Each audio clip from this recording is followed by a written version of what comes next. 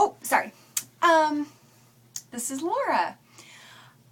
Number one, the oldest. I thought that I would do my talk from the bathroom. There just doesn't seem to be a better place to do my talk than the bathroom. As one of the 5 girls that spent a lot of time in that bathroom on the farm, and it was just where we did our makeup, our hair, took shower turns, planned those out the night before school, who was going to take the first one, toss a coin for who was going to wake up Rachel. And usually, since I was the oldest, I got to go last, so that was awesome. And lots of experimenting went on in that bathroom. Poor Grace. And so I just thought I would start mine off in the bathroom. No better place. And I thought that I would start off by saying thank you so much. Probably the number one thing that I should be thankful for to you is for all of your patience while I learned to drive a car. I would like to say that it wasn't that easy to learn on a stick shift. I would have preferred to learn on a non-clutch car, but that's just how it happened. I had to learn on a stick shift. And so there were many 5 years of a lot of this. Lots of drinks spilled, lots of chiropractic adjustments. Poor mom. The poor tiny little, it's not even a hill, it's not even a hill. It was a humongous hill to me, that stop sign in Morley. That I just died at that stop sign every time, and now I drive through Morley, and that's really not a hill, but it was to me. And I just, learned on that blessed Ford Tempo, and it just took me a long time to figure out all of that clutch thing. Dad was always like, you just gotta feel it, just feel it, Laura, you just gotta feel it. I'm like, Dad, I don't feel anything. Ugh, it was horrible. Rachel had to get out while I was still driving. She had to roll out to go to ball practice because if I slowed down too much, I wouldn't make it back to the farm. She waved people by as I backed down a humongous hill on the way to church one time. And just lots of really bad stories I won't even get into. Lots of stories. Grace. Lots of bad stories. I tried to let Grace, drive one time, and we ended up in the ditch. That was my fault. I'll take that blame. But, one time just driving in the middle of an ice storm, and it was foggy, and I had the cruise control set, driving the stick shift around the S-curve. Well, we didn't turn. We just went straight. And then one time in the Dodge Omni, I played pinball on the bridge on the S-curve. When they say most accidents happen within 10 miles of home, I proved that true. So, I just wanted to say thank you so much for your patience, and I'm probably the one that inspired you to get backup vehicles for the cars that we drove, so that whenever I wrecked them or bumped them, then you had extra parts to fix the cars that I broke and wrecked. So, but I think you wrecked, Dad, I think you wrecked a few of your own, so I just wanted to start off by saying thank you so much for your patience that you practiced with me and perfected with me.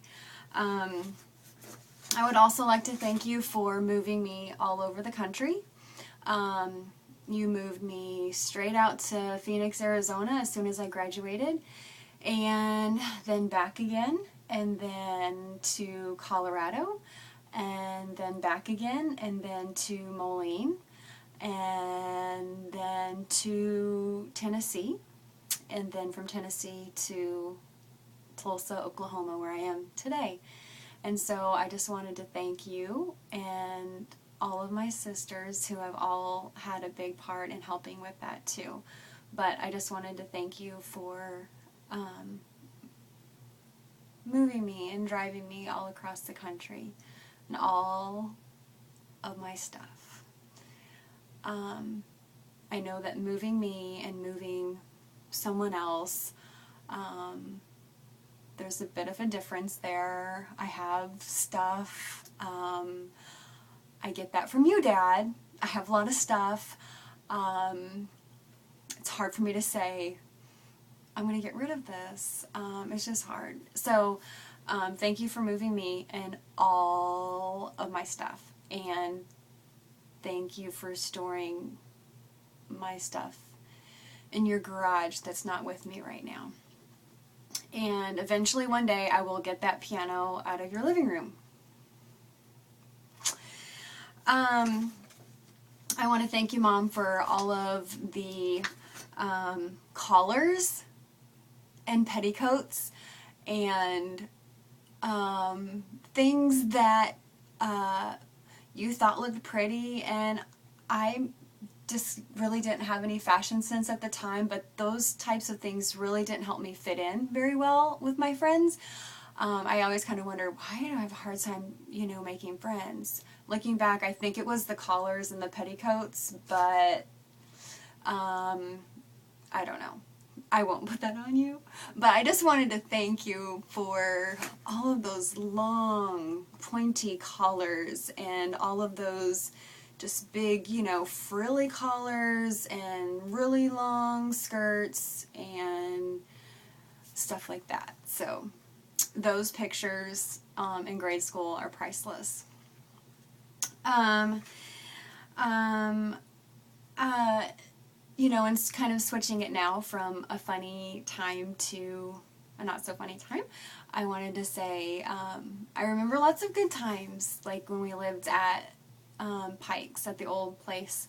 I remember a lot of memories from there because I was the oldest one that lived at that place, and I have a lot of really awesome memories of sliding back and forth in the little oval cattle tank with moss on the bottom, and that was like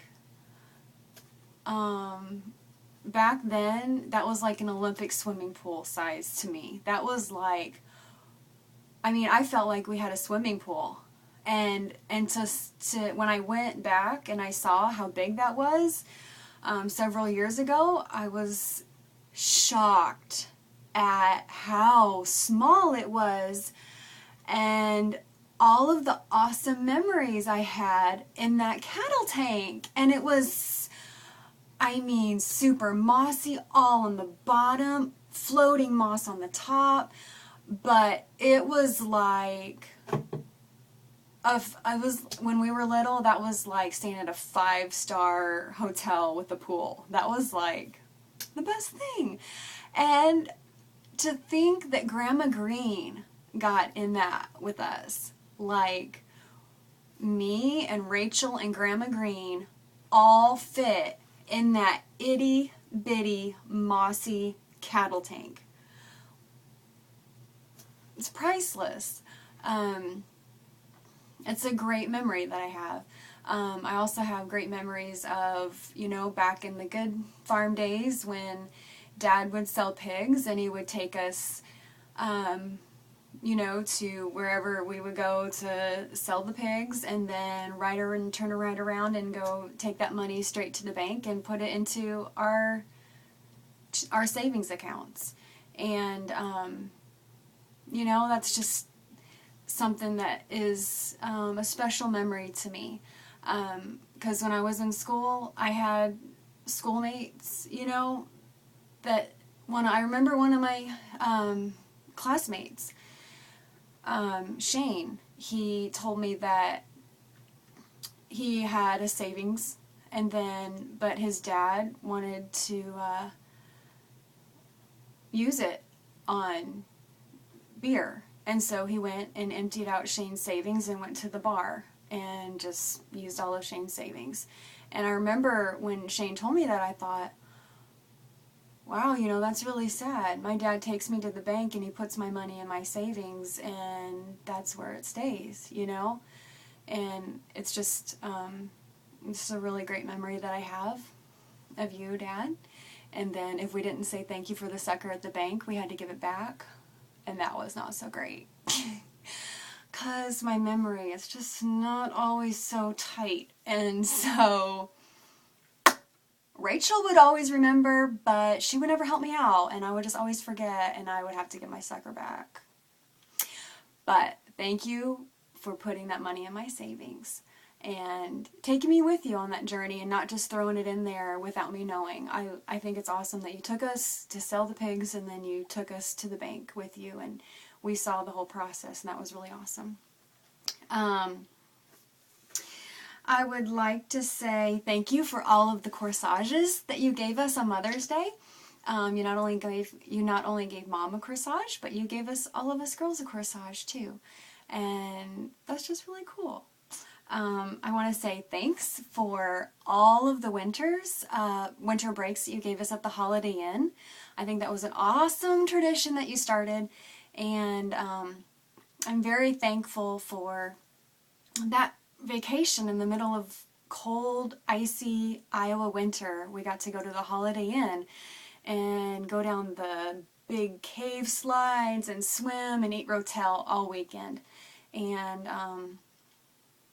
it was just awesome that you thought of doing that, and lots of great memories. And even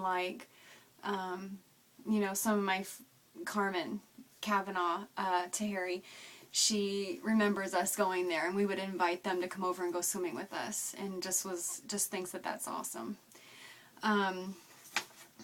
And I want to thank you for supporting me in all of my concerts and all of my musicals, Wizard of Oz, Sound of Music, and all of the parades that I marched in. I just want to appreciate for you always supporting me, and I never had to question if you were going to be there. I think a lot of these things I realized after I left home. I realized, looking back, oh, that classmate, their parents never came. I never had to wonder, are my mom and dad going to be at this concert, or are my mom and dad going to be at this parade or at this musical? I never had to wonder, and that flowed into real life. Through all of my years, 37, there was never one time that I had to wonder, do mom and dad support me? I know that not all of the time you understand what I'm doing, but I've never had to wonder if I had your support, and I've never had to wonder if you believed in me. You set a great example of God's love towards me in always believing in me. I never had to know what that was like, to have a mom and dad that was disapproving of me or didn't believe in me. I always knew, no matter what happens, my mom and dad believe in me, and my mom and dad love me. I never, ever had to ask myself if you believed in me or if you loved me, of course. I always knew. And I wanted to also say thank you for always